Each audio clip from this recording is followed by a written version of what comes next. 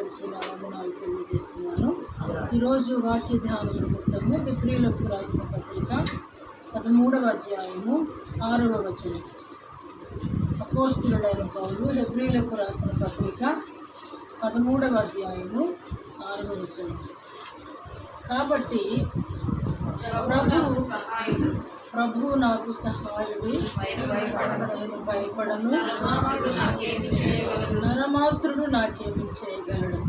దేవుడు తన పరిశుద్ధ వాక్యము తెలియజేయగాక. ఈరోజు వాక్య ధ్యానము ప్రభువు నాకు సహాయుడు, ప్రభువు నాకు సహాయుడు, నేను భయపడను. చాలాసార్లు మన జీవితాలలో భయము అనేది బోధపడడం. మనకి ఏ పరిస్థితుల్లోనైనా మానవుడు భయపడతాడు. అటు బలహీనత వచ్చినా, బిడ్డల వల్ల సమస్య వచ్చినా, కుటుంబ సమస్య వచ్చినా, ఆర్థిక ఇబ్బందులు వచ్చినా, బంధువుల వల్ల వచ్చినా, స్నేహితుల వల్ల వచ్చినా, ఏ పరిస్థితికైనా మానవుడు భయపడతాడు. ఎందుకంటే మానవుడు భయభీతుడు అని చెప్పచ్చు. అంటే మనకున్న బలహీనత భయం. మానవుడికి ఉన్నటువంటి బలహీనతలలో ఒకటి భయం.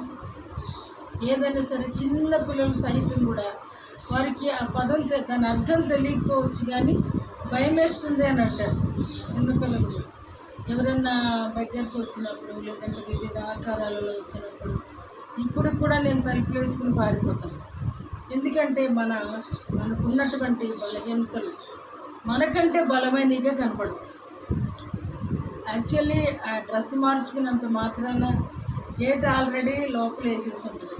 అయినప్పటికీ కూడా అంటే మానవుడు ఎప్పుడు కూడా ఫిజికల్గానే చూస్తాడు, నైతికంగా చూడడు. మానవుడు ఎప్పుడు మానవుని సమస్య ఏంటంటే ఎప్పుడు కూడా భౌతికపరమైనదే కానీ అది నైతికపరమైనదిగా ఉండదు. అంటే కళ్ళు ఏమి చూస్తున్నాయో దానికి మనం భయపడతాం, ఏది చెవులు వింటున్నాయో దానికి మనం భయపడతాం.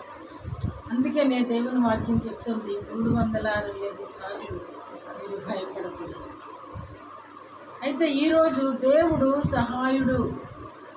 ఎప్పుడు సహాయం కోరుతాము అని అంటే మనం బలహీనులమైనప్పుడు బలవంతుని సహాయము కోరుతాం కదా. చాలా పరిస్థితులలో మనకి ఇతరుల సహాయం అంటే ఏది మనం చేయలేమో చేయగలిగిన వారిని ఆశ్రయిస్తాం, అంతేనా. కాబట్టి బైబిల్ కూడా చాలాసార్లు ఏమని చెప్తుంది అని అంటే దేవునికి మనకి చాలా లింక్ ఉంది.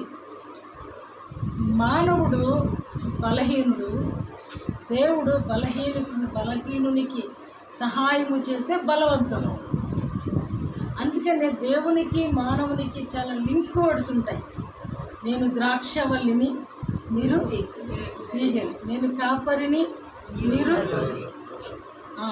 నేను గురువును, మీరు శిష్యుడు, నేను వ్యవసాయకుడను, మీరు దేవుని వ్యవసాయమై ఉన్నారు, నేను తండ్రిని, మీరు పిల్లలు. ఇలా నేను కుమ్మరిని, నేను పాత్రలో కొండలో. కాబట్టి ఇలా లింక్ అంటే ప్రతి దానిలోనూ దేవుడు యజమానుడిగా ఉండడాన్ని మనం ఇక్కడ గుర్తిస్తున్నాము. మనమేమో ఆయన చేతిలో ఉన్నటువంటి తీగలు గాను, కుండలు గాను, వ్యవసాయము గాను, గొర్రెలు గాను, ఈ విధంగా మనల్ని మనం కనబరుచుకుంటున్నాం. మనం కనబరుచుకోవడానికంటే ముందు ప్రభువే ఆ రీతిగా ఒక లింక్ వర్డ్స్ని బైబిల్లో కుదురుబాటు చేసి ఉంచారు. ఎందుకంటే నిజంగానే ఆయన వ్యవసాయకుడిగా లేకపోతే ఈ భూమి వీడుబడి ఉండడం. ఆయన దున్నకపోయి ఆయన సాగు చేయకపోతే, ఆయన మనకి కాపరిగా ఉండి మనల్ని లీడ్ చేయకపోతే మనము చెదిరిపోయిన గొర్రెలుగానే ఉంటాం. ప్రతి చోట కూడా ఆయన హెడ్గాను, ఆయన చేతిలో ఉన్నటువంటి బిడ్డలముగాను మనల్ని ఆయన ఉద్దేశించి ఆ రీతిగా బైబిల్లో పొందుపరిచారు అని నేను అనుకుంటాను. కాబట్టి మనం ఎప్పుడూ కూడా మనము సహాయము పొందేవారముగానే ఉంటాము, కానీ మన వల్ల దేవునికి ఎలాంటి సహాయము అనేది అందించే వారముగా ఉండలేము. అందుకనే దేవుడు అంటున్నాడు, నేనే సహాయుడను లేదా సహాయకుడను. సహాయకుడను కంటే సహాయుడను అన్నమాట కరెక్ట్గా అనిపిస్తుంది. అంటే మనతో ఉండేవాడు సహాయకుడు, కానీ సహాయుడు అంటే చేసేవాడు అన్నిటినీ కూడా. అయితే ఏ రీతిగా మానవునికి దేవుడు, ఒకవేళ మానవుడు ఆయన సహాయుడైతే మానవుడు ఎలా ఉండాలి అని అంటే దేవుని మీద ఆధారపడేవాడిగా ఉండాలి. అప్పుడే సహాయం పొందుకుంటాం. మాట అర్థమైందండి? ఏం చెప్పాను? దేవుని మీద ఎవరు ఆధారపడతారో వారికి మాత్రమే ఆయన సహాయకుడు, వారికి మాత్రమే సహాయుడు. ఆయన మీద ఆధారపడకుండా జనరల్గా అందరిలాగా ఆయనే చేసుకుపోతాడని సోమరులా కూర్చున్నాం అనుకోండి, సహాయము దొరకదు. అందుకనే కీర్తనకారుడు అంటాడు, దేవుని యొక్క సహాయం ఎక్కడ నుండి వచ్చునో అంటాడు కదా, కొండల తట్టు నా కన్నులు ఎత్తుచున్నాను, నాకు సహాయము యెహోవా వలననే నాకు సహాయము కలుగును. అవును, దేవుడు ఆయన సహాయము చేసేవాడండి. ఏ పరిస్థితులలో మనకి సహాయుడు అని మనం ఆలోచన చేస్తే, లేదా ఏ విషయాలలో మనము ఆయన మీద ఆధారపడాలి అని కానీ మనము మన దైనందిన జీవితంలో ఆలోచన చేస్తే కదా ఆయన ఏ ఏ విషయాల్లో మనకు సహాయుడుగా ఉన్నాడు అనేది నేను ధ్యానం చేసినప్పుడు మొదటి మాట, నన్ను రక్షించడానికి ఆయన సహాయుడు. అవునా? నన్ను పోషించడానికి రెండవది ఆయన సహాయుడు. నా సమస్యలను పరిష్కారము చేయడానికి ఆయన సహాయుడు. నమ్ముతారా? ఒప్పుకుంటారా? ఒప్పుకోరా? నా బలహీన సమయంలో నాకు బలాన్ని అనుగ్రహించడానికి ఆయన మీద నేను ఆధారపడతా, ఆయన నాకు సహాయుడు. రెండవది, ఆత్మలో నేను ఫలించాలి అని అంటే అది నా వలనైనది కాదు. ఫలింపిచ్చేది, ఫలం ఇచ్చేవాడు ఆయన. అంటే నా దైనందిన జీవితంలో, నా జీవితంలో నుంచి నేను అధ్యయనం చేసినప్పుడు ఈ 5 పాయింట్లు కొన్నిసార్లు చాలా ధైర్యం ఎప్పుడు అంటే పిరికితనపు సమయంలో దేవుడు ధైర్యాన్ని ఇస్తాడు.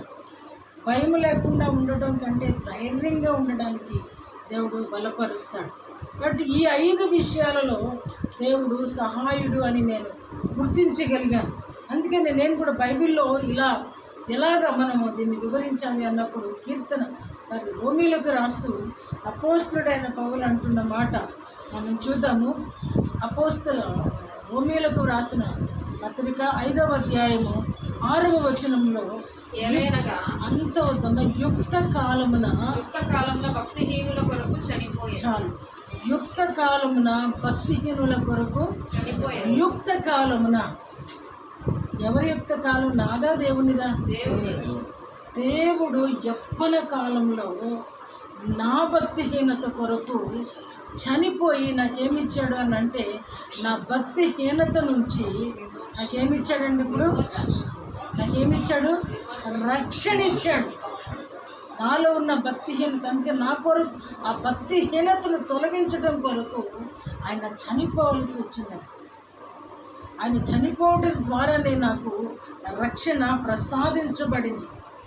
అందుకని ఆయన బలహీనులను రక్షించేవాడు అని నేను గుర్తించగలుగుతున్నాను. ఎందుకనంటే నేను బలహీనురాలిని, నన్ను నేను బలపరుచుకోలేను, నన్ను నేను ధైర్యపరుచుకోలేను, నన్ను నేను రక్షించుకోలేను. అందుకనే రక్షకుడు కావాల్సి వచ్చిందండి. అందుకనే మత్తయి సువార్త 1వ అధ్యాయం 25-27 వచనాల్లో చూడండి. 21వ వచనంలో ఉంటుంది, ఆయనకంట పేరు పెట్టబడిందంట. ఆమె ఒక కుమారుని కన్ను తన ప్రజలను వారి పాపమును వారి పాపము నుండి ఆయనే రక్షించును. తన ప్రజలను ఎవరండి? వీళ్ళందరూ ఎవరు? సృష్టిలోనే తల్లి గర్భములో మనము పిండముగా రూపుదిద్దక మునిపే ఆయన మనల్ని చూచినటువంటి దేవుడు, మన సృష్టికర్త. అందుకనే తన కుమారుని ద్వారా మనల్ని రక్షించడానికి భూలోకానికి పంపిస్తూ ఆయనకు ఒక నామకరణం చేస్తున్నాడు. ఆయనే తన ప్రజలను వారి పాపము నుండి రక్షించును. కనుక ఆయనకు యేసు అని పేరు పెట్టడం జరిగింది. యేసు అనగా రక్షకుడు. అవును, నేను బలహీనతలో నుంచే కాదు, రెండవదిగా నా పాపము నుంచి, నా పాపము నుండి వారి ప్రజలను, ఆయన ప్రజలను వారి పాపము నుండి అని అంటే, నేను సృష్టిలో రూపుదిద్దబడక మునిపే నా మీద ఎంతో భారము నా మీద ఉంది.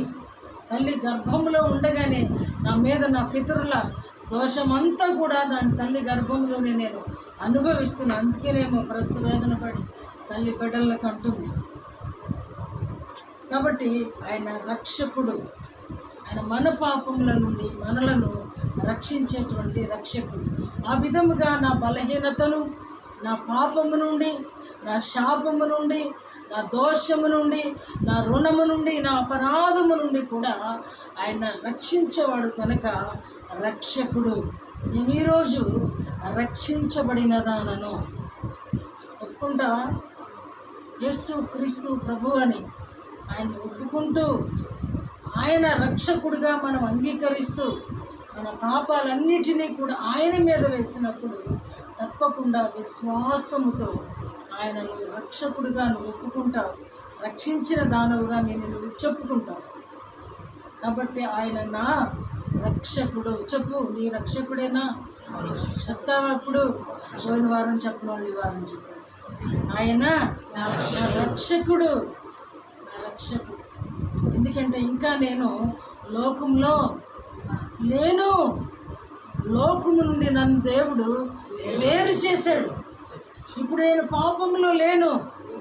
పాపము నుండి దేవుడు నన్ను దొంగ ఊపి నుండి, చిగటగల దొంగ ఊపి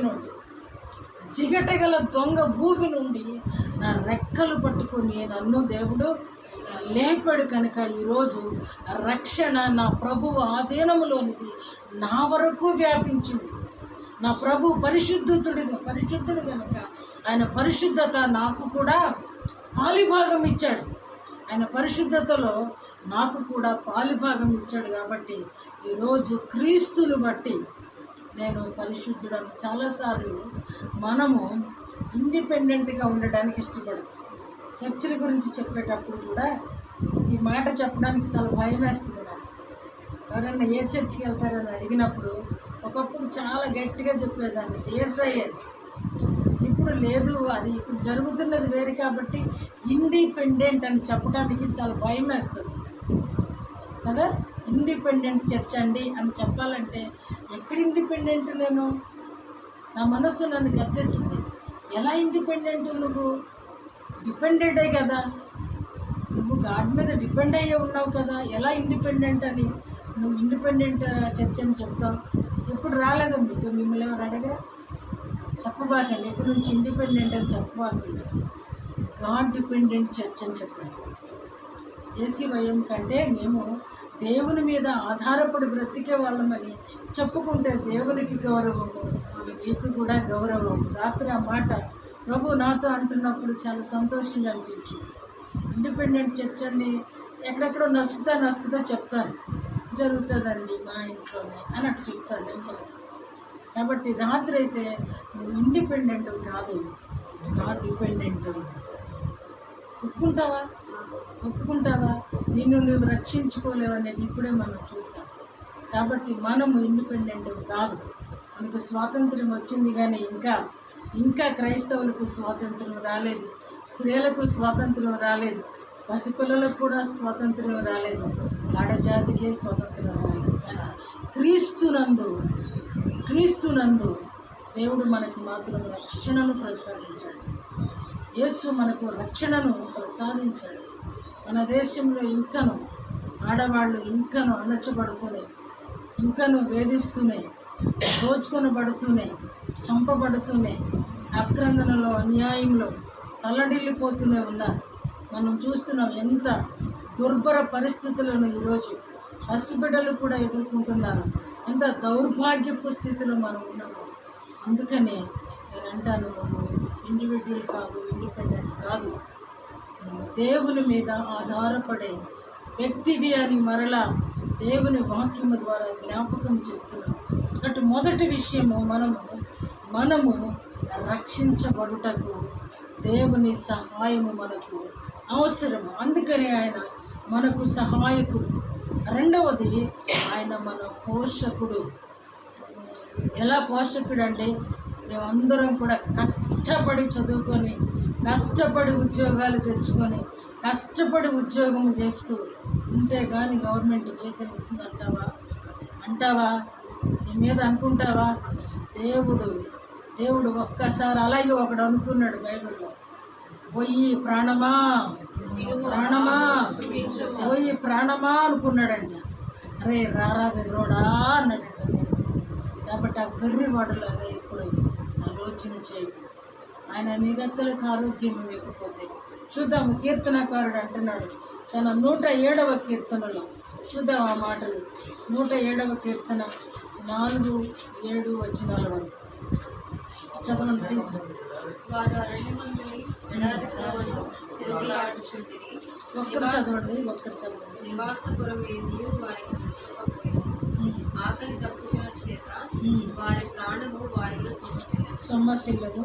వారు కష్టకాలమందు యెహోవాకు మొర్రపెట్టిరి. ఆయన వారి ఆపదలలో నుండి వారిని విడిపించెను.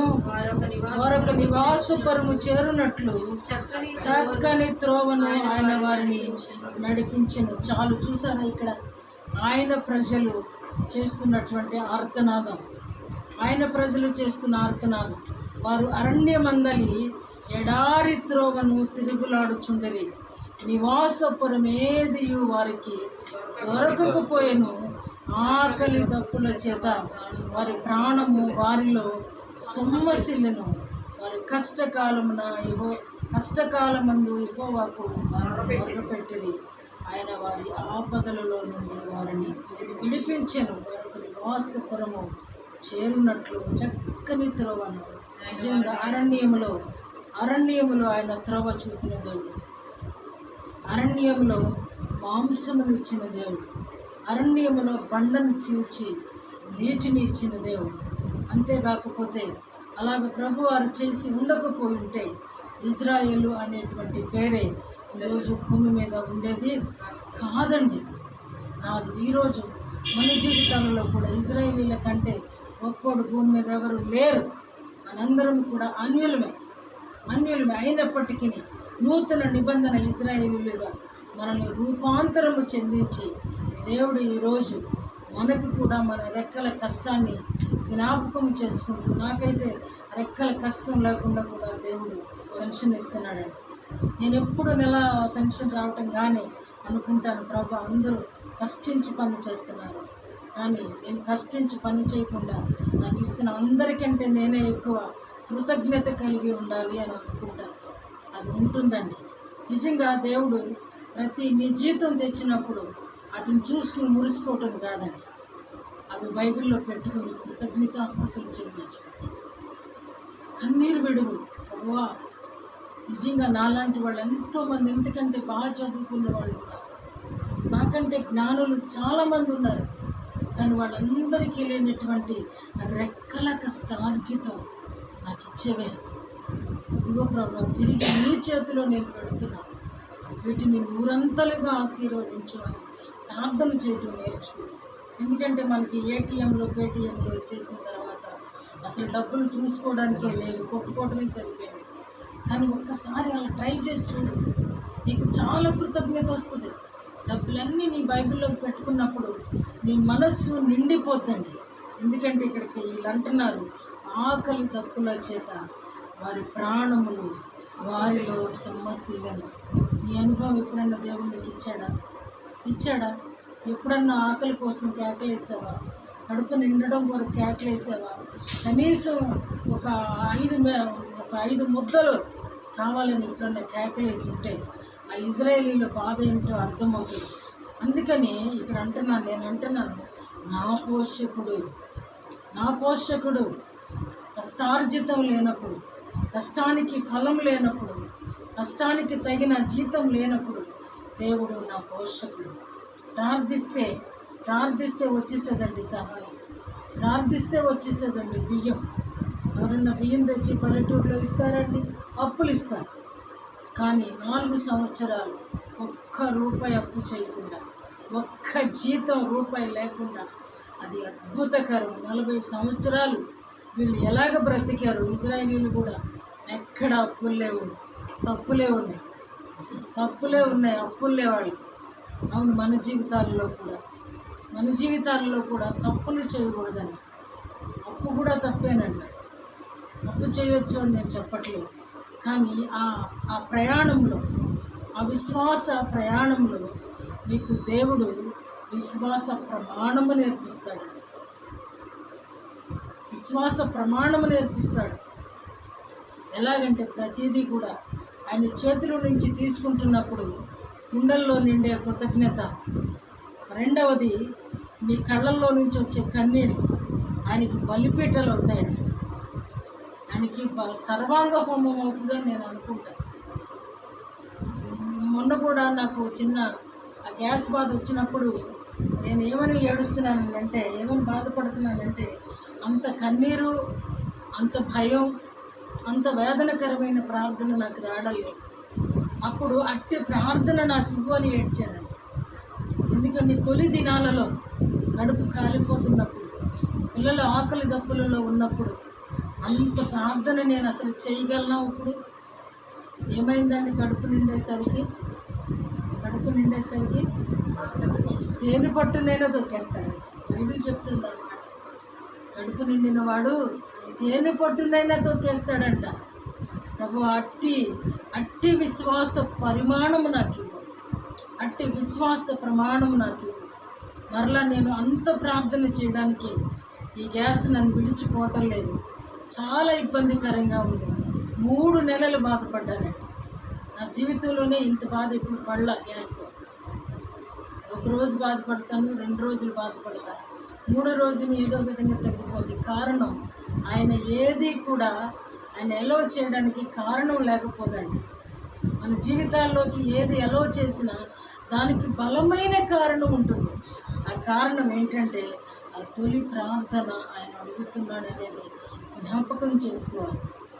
అప్పుడు మరలా నాకు ఎప్పుడైతే నేను ఆ కష్టకాలంలో చేసినటువంటి ప్రార్థన ఇప్పుడు చేస్తేనే నాకు ఈ వ్యాధికి విడుదల వస్తుంది అన్నప్పుడు దేవుడు ఒక 3 రోజులు ఆ విధమైన ప్రార్థన చేసిన తర్వాత మరలా అదే ప్రార్థన, అదే వేదన, అదే కన్నీరు, అదే భారం దేవుడు అనుగ్రహించాడు. అంటే అప్పుడు అనిపించింది, అంటే నరుడు ఎంత బలహీనుడు.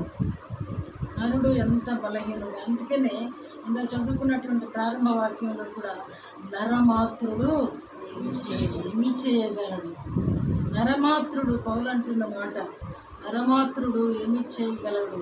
అందుకనే కీర్తనకారుడు కూడా అంటాడు, రాజులు మనుషులు వ్యర్థము అంటాడు. కాబట్టి ఆయన మన జీవితములలో ఆయన పోషకుడు. 1 రక్షకుడు, 2 పోషకుడు. నమ్ముతావా? ఆయన పోషించకపోతే మనం పోషించబడలేమని, ఆయన రెక్కలకు ఆరోగ్యం వేయకపోతే మనం పని చేయలేమని, పని చేయకపోతే జీతం రాదని ఇది ఖచ్చితంగా చంటి బిడ్డ కూడా నమ్ముతాడండి. 3వది పరిష్కారము. నా జీవితానికి వచ్చిన ప్రతి సమస్యకు పరిష్కారము దేవాది దేవుడే. పరిష్కారం ఈ జీవితానికి కావాలా? అది ఏ సమయాలలో ఎవరు పరిష్కరించలేనిది దేవుడు పరిష్కరించాడో కూడా మనం చూడొచ్చు. ఇందుకు పరిష్కరించడానికి ముందు మానవుడు ఏమి చేయాలి అని దేవుని వాక్యం చెప్తుందంటే, యెషయా గ్రంథము 31వ అధ్యాయం 1వ వచనం చూడండి. యెషయా గ్రంథము 31వ అధ్యాయము. ఇశ్రాయేలు పరిశుద్ధ దేవుని లక్ష్య పెట్టకయు యెహోవా యొక్క విచారింపకయు సహాయము నిమిత్తము ఐగుప్తునకు వెళ్ళుచు గుర్రములను ఆధారము చేసుకొని వారి రథములు విస్తారములనియు రౌతులు బలాఢ్యులనియు వారిని ఆశ్రయించు వారికి శ్రమ. చూసారా ఏమంటున్నాడండి? పరిశుద్ధ దేవుని లక్ష్య పెట్టకుండా, దేవుని యొక్క విచారణ చేయకుండా ఆయన మొదట లక్ష్య పెట్టాలి. సమస్యకు పరిష్కారము కావాలంటే ఆయనను లక్ష్య పెట్టాలి, ఆయనను గుర్తించాలి. ఆయనను గౌరవించాలి. ఆయనకు చెల్లించవలసిన మహిమ ప్రతి దినము ఆయనకు చెల్లించాలి.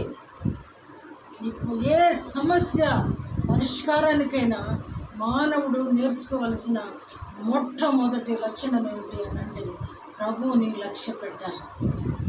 నువ్వు లేవలేకపోయినా, నువ్వు కదలలేకపోయినా, నువ్వు తినలేకపోయినా, నీ వర్క్ నువ్వు చేసుకోలేకపోయినా సరే చేయవలసింది ఏంటంటే మొదట ఆయనకు చెల్లించవలసిన మహిమ ఆయనకు చెల్లించాలి.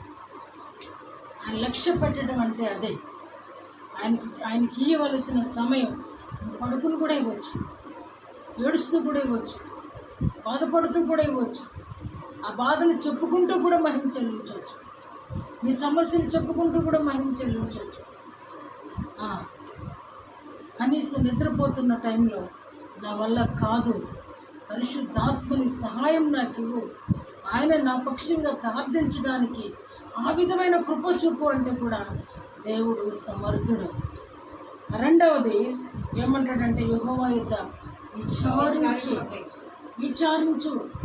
ప్రభువును మహిమపరచడం ఎంతో, ప్రభు దగ్గర ఆ సమస్య ఎందుకు వచ్చింది అని విచారించడం కూడా పరిష్కారానికి ఒక మార్గం. సమస్య పరిష్కారానికి, పరిస్థితుల పరిష్కారానికి, అనారోగ్యాలకు పరిష్కారానికి మొదటిది ఆయనకి ఇవ్వవలసిన మహిమ ఆయనకు చెల్లించు. రెండవది, అయ్యా ఎందుకు ఇది నాకు వచ్చిందయ్యా, ఈ వ్యాధి మహిమ కొరకు వచ్చిందా, మరణము కొరకు వచ్చిందా? విచారించు. నిన్ను ఇబ్బంది పెట్టడానికి వచ్చిందా, ఇతరులను బలపరచడానికి వచ్చిందా? విచారించు. మూడవది, రెండు చేయకుండా సహాయము కొరకు, గుర్రాల కొరకు, రౌతుల కొరకు, ఐగుప్తు కొరకు ఎందుకు ప్రయాసపడతావు? ఎందుకు ఇబ్బంది పడతావు? ప్రభు దగ్గర విచారణ చేయి. ప్రభువుని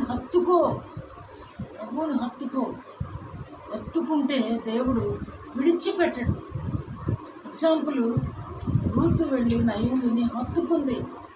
వల్లకాల నయోమికి విడిచిపెట్టి రావడానికి ముద్దు పెట్టుకున్నామని వదిలేసింది, హత్తుకున్న ఆమెను కలిపి తీసుకొచ్చేసి. ప్రభువుని కూడా హత్తుకో.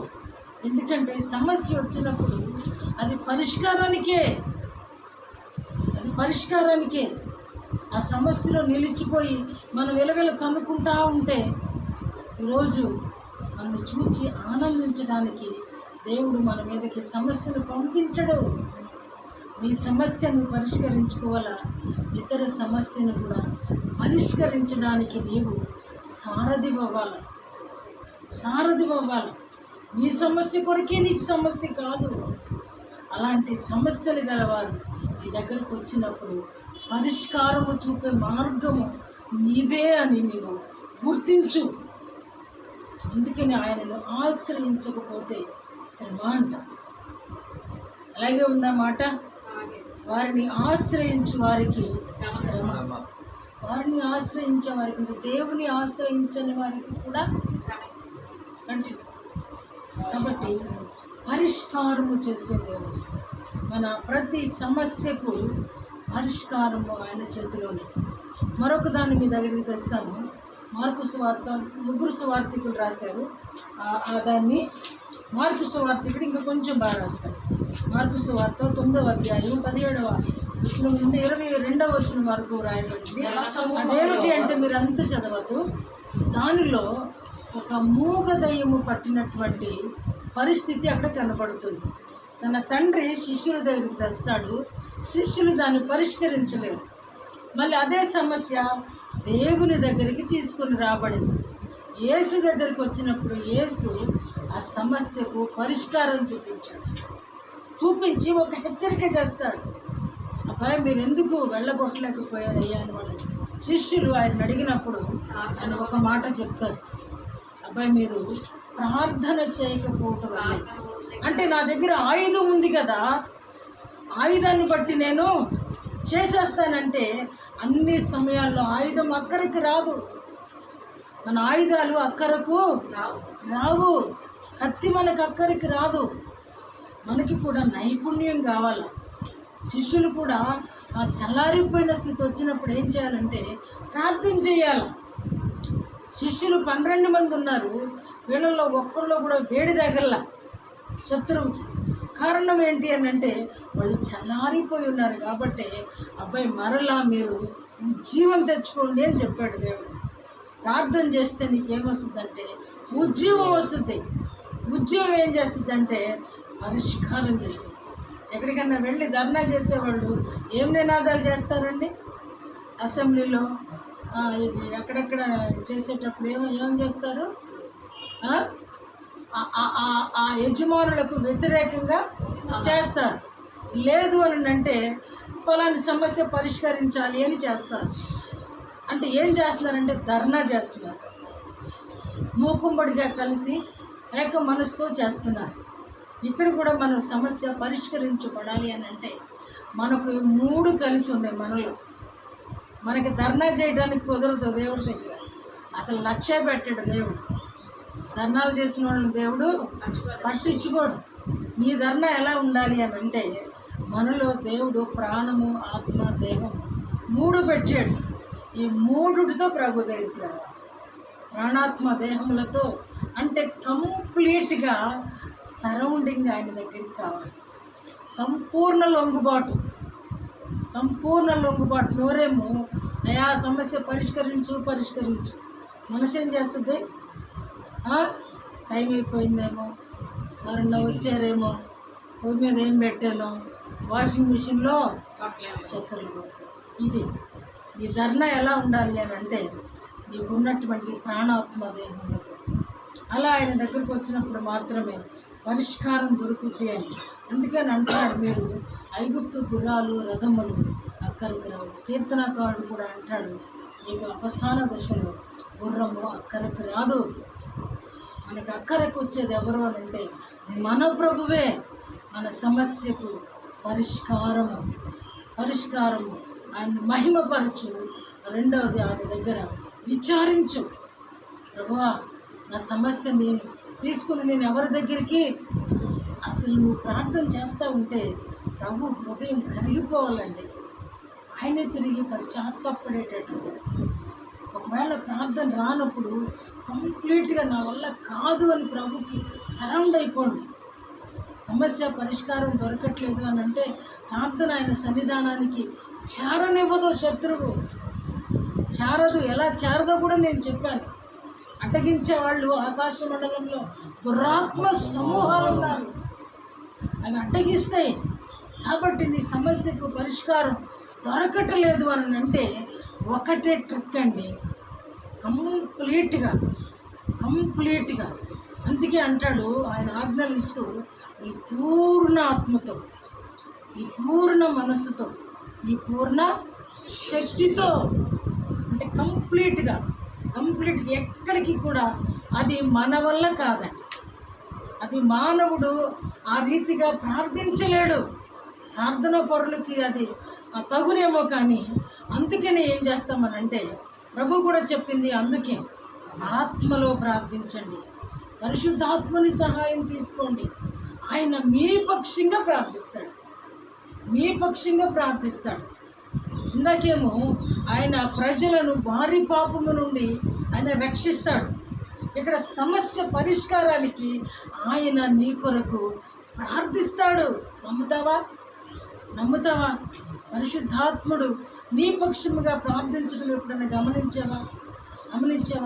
పరిశుద్ధాత్ముడు ప్రార్థించేటప్పుడు ఎలా గుర్తిస్తామని అంటే మనము కష్టపడనక్కర్లేదు, పదాలు తడుముకోనక్కర్లేదు, కన్నీటి కొరకు చించుకోనక్కర్లేదు. మన నోరు కన్నీళ్ళు రసదారులుగా కారిపోతాయి. అప్పుడే నీకు అర్థమైపోవాలి, ఇది గాడ్స్ ప్రజెన్స్. ఆయన నాలోనికి వచ్చారు. పదాలు తడబడట్లేదు, పదాలు వెతకట్లేదు, ఒకదాని ఒకటి అందించబడిపోతున్నాయి నీ చెవుల్లోకి. అంటే పరిశుద్ధాత్మలో నీవు ప్రార్థిస్తున్నావు. ఈ ప్రార్థన రానంత వరకు సమస్యకు పరిష్కారము దొరకదు. అందుకని మనం ప్రార్థనా గదిలో కూర్చున్నప్పుడే ఎలా బతిమాలుకోవాలంటే, ప్రభువా, నా పక్షముగా ప్రార్థించవా, నా పక్షముగా రావా, నాలో నుండి నువ్వు ప్రార్థన చేయలేవా? నాకు ప్రార్థన రాదయ్యా, నా ప్రార్థన ఇదిగో ఈ స్లాబ్ కొట్టుకుని క్రిందకు వచ్చేస్తుంది, లేదా నా ప్రార్థన నా పెదవులలోకి వచ్చేస్తుంది, నా ప్రార్థన నాకే వినపడుతుందయ్యా. నీకు వినపడని ప్రార్థనే దేవుని దగ్గరికి వెళ్తుంది. నీకు వినపడని ప్రార్థన అంటే దాని అర్థం ఏంటంటే మాటలు కాదు, మూలుగులతో ప్రార్థించినప్పుడు అది ఎవరు చేయగలరు అని అంటే ఒక్క పరిశుద్ధాత్ముడు మాత్రమే. మనలో నుండి ఆయన మూలుగుతాడంట. ఎలాగంటే ఉచ్చరింప శక్యము.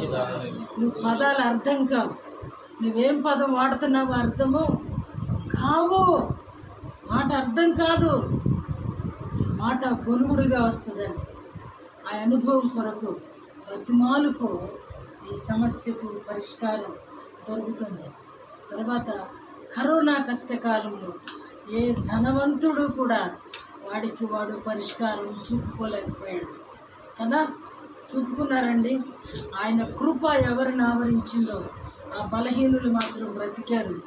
ఆయన కృపను పొందలేని ప్రతి ఒక్కరూ కూడా సజీవ సమాధులైపోయారు.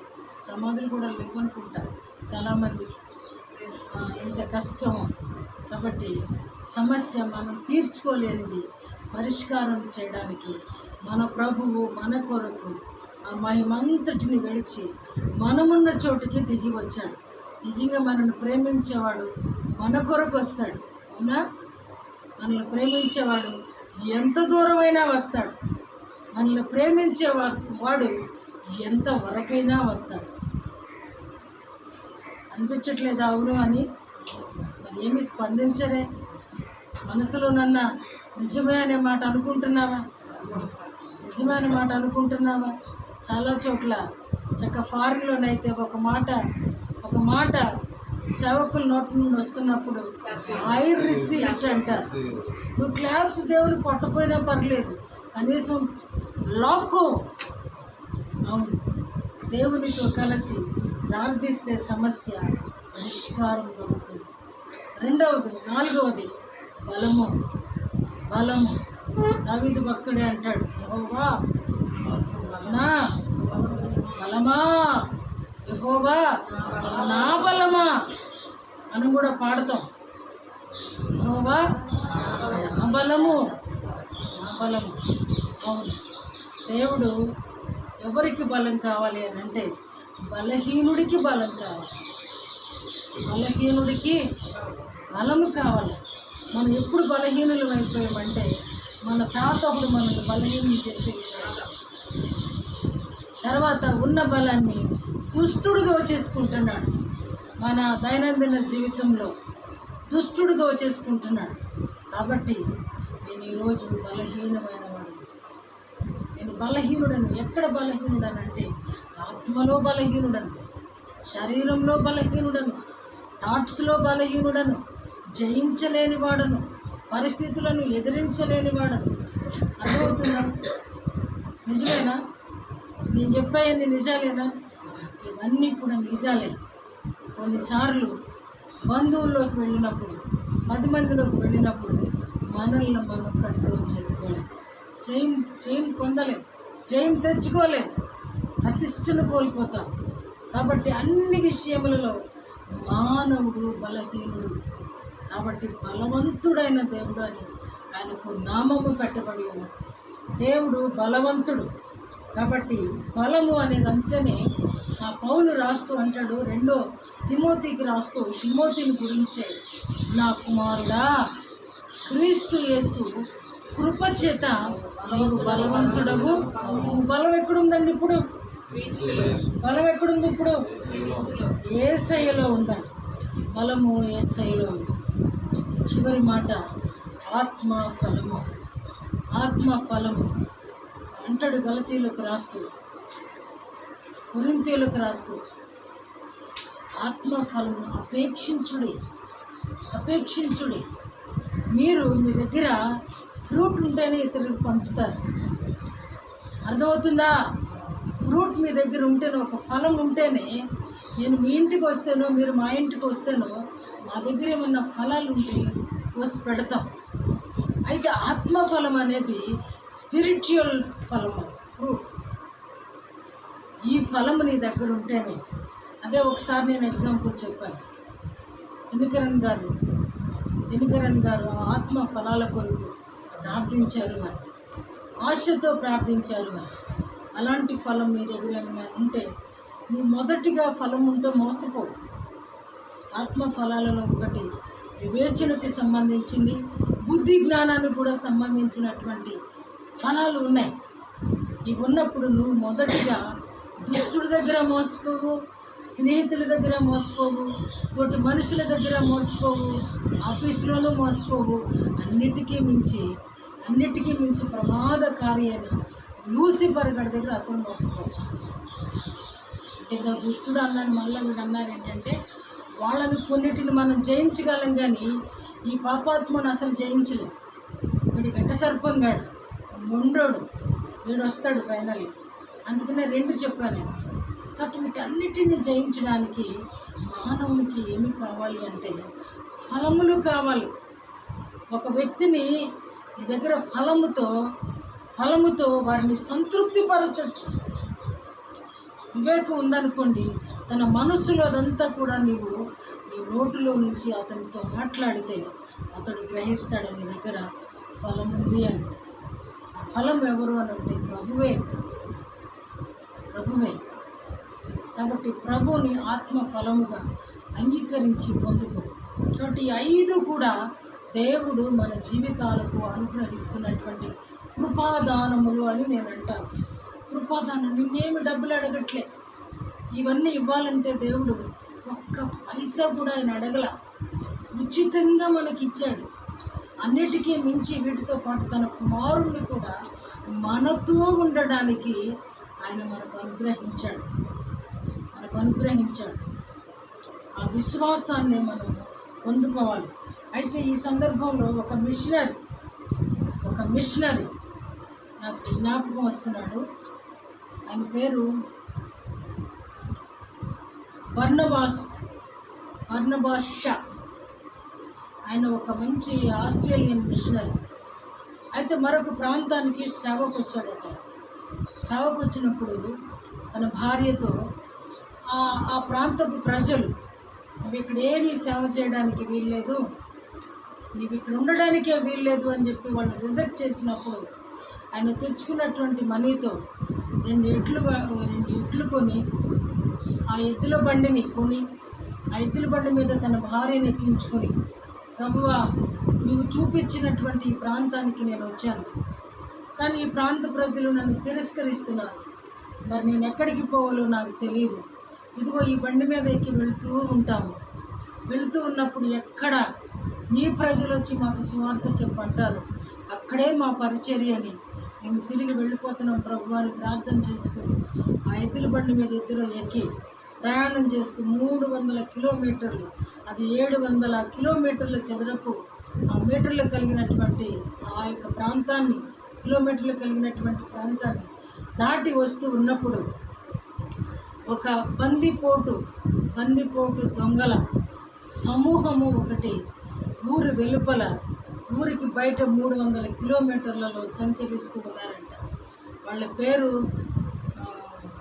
వాళ్ళు ఇది ఒక పేరు కలిగినారు. ఇప్పుడు ఆల్ఖైదా ఇది అంటారు కదా, హార్ట్ అండ్ థాట్ అనే పేరుతో, ఈ పేరుతో పిలువబడుతూ, ఇప్పుడు మనం బందిపోటు దొంగలు అంటాము, ఆనాడు కూడా వాళ్ళని ఆ పేరుతో స్టైల్గా పిలిచేవారు అనమాట ఆ ప్రాంతంలో.